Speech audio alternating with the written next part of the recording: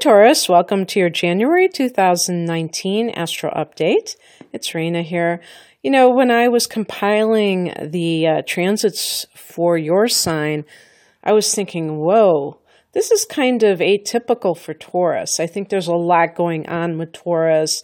Uranus went into your sign back in May, right at the time of your new moon, and I really took great note of that because I don't consider these transits random. And if two things happen on the same day, the new moon in Taurus and Uranus going into Taurus, I tend to think that it's part of a greater plan. And even though Uranus is now in Aries, I'm recording this in December, but it will still be that way in January.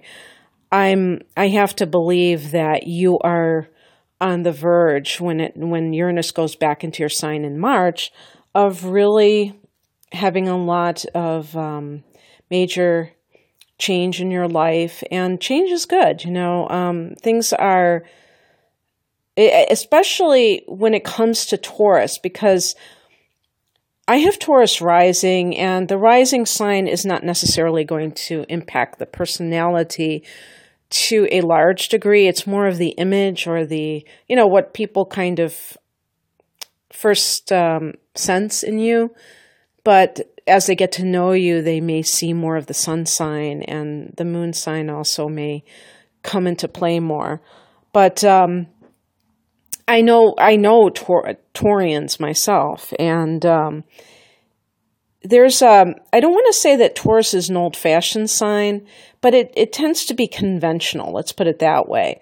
And so Uranus is like this, crazy energy, kind of surging, electrical energy surging through Taurus. And you have it in your 12th house, okay? So that's the mystical house. And that can create like, you could say even ascension symptoms maybe, but just in general, Kundalini awakenings and things like that.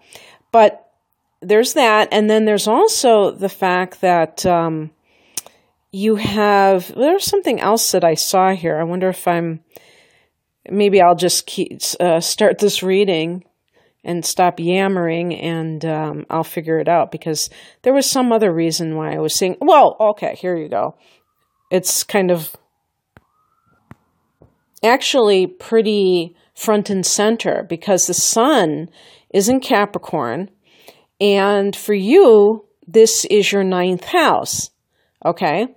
And the 9th house is the God house. So I just mentioned Uranus being in the 12th house, which is another spiritual influence, although that is more like otherworldly and past lives and stuff like this. This is more of a conscious philosophical approach to life. Like, what do I believe in? What do I, how do I live my life? What do I live my life by? What tenets?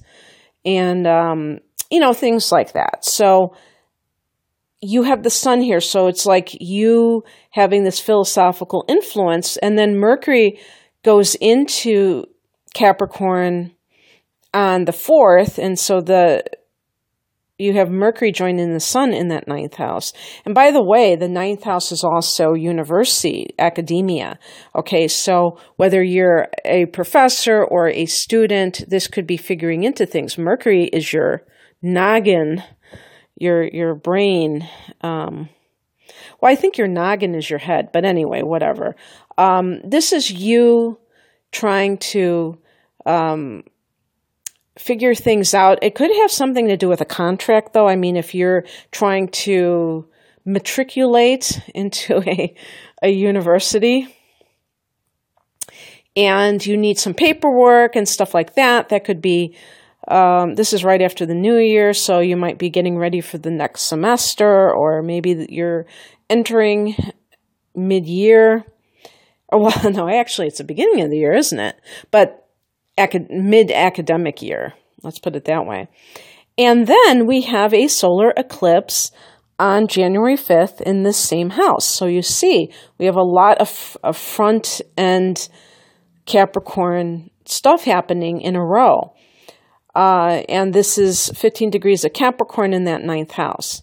Solar eclipse here. So I would guess that if there are some Taurus people who have been really wanting to travel, because that's another thing that the 9th house represents, is long distance travel, that opportunities, doors will open for you to be able to do this. Now, who knows? Maybe this is in conjunction with work. But whatever the reason, you could be experiencing this and you might be feeling this sense of expansion because you're able to do this. And that's wonderful because this will open your world. And this is kind of what I was talking about when I said this is very atypical for Taurus. And, you know, I'm sure I'm going to get the person saying, I love to travel. What are you talking about? Well, it's not so much that. It's just that I think that this is the house that Sagittarius rules. And so the expansion, you know, Sagittarius' ruler is Jupiter. Your ruler is Venus. Now, Venus and Jupiter, they have something in common. They're planets that we associate with good fortune and things like that. They're both like very, sometimes they can be indulgent if taken too far, but they are harmonious in the sense that they both are going after pleasure and, you know, these kinds of light, positive feelings and experiences. So in that sense, you vibe with what Jupiter represents. It's just that with the sign of Sagittarius, for instance, there is this tendency for there to be two distinct sides of Sagittarius. The animal, you could say the party animal, the animal and the man. And you look at somebody like Jim Morrison, for instance, who was the lead singer of The Doors and who was a Sagittarian. And he was incredibly intelligent. He was a poet and in addition to being a singer, but just had that part of himself that was very intellectual. You know, I think he had a genius IQ even, but he also had that party side that a lot of people see. And it's funny, I wasn't even thinking of the Taurus. I think his moon was in Taurus and his sun was in Sagittarius. And me having the sun in Sagittarius and Taurus rising and you being a Taurus, I mean, I know about how weird that combination is. And it's actually in conjunction. So that's why I'm saying, Taurus, that you really are stretching yourself. And that's good. But it may be something that you have to kind of dip your toe in because it might feel like foreign to you, pardon the pun, because this is kind of foreign energy. Some of you may be traveling, and it could be for work, and I'll get to that in a minute because the sun is going into the work sector. So a solar eclipse in the 9th and opening doors for you, maybe studying abroad, anything that or working abroad that could come into play. Doesn't have to be just a vacation with an umbrella in your drink. On the 6th, Uranus goes direct in that 12th house, and the fun continues, the awakening continues. If you've had unusual psychic experiences, they continue for a couple more months, and then you have Uranus in your sign in March. On the 7th, Venus goes into Sagittarius. That that sign that I talked about being in conjunction with you and 150 degrees apart from you. And so anyway, the 8th house is a money house as well. We say sex, death, other people's money, shared resources. You rule the 2nd house. You rule the opposite house of the money that you earn. So this house is connected to inheritances. So with Venus, your ruler in that house, there could be some kind of money that is gained through other people. So whether it's a gift or whether it's a loan, again, looking at the 9th house, if you're trying to go to college, and that has been a bugaboo of some sort with Mercury in that house early in the month, you might have been trying to get it sorted out through some kind of application that you're filling out. You may find out, yeah, you got it. And this is also, the house, the 8th house can be your partner's money. If they get a raise or something along those lines, this is after the new year. Maybe they're starting a new job or just getting a promotion. And the other thing, too, is that with relationships, with Venus, we're talking about relationships. In the 8th house, it's like you are really finding that soulmate connection. Okay, so let's say when Venus was in the 7th house for the few weeks prior to the 7th, you may have been connecting with your partner in a, kind of like I was going to say a partner-esque kind of way. I don't know how else to put it. Just like, a couple doing coupley things. And then it's like, that's like the outer thing of like, yeah, we're a couple, we're going to go and we're going to see a movie together. We're going to do this, we're going to do that. Or even getting married or moving in together, whatever that means, making that commitment.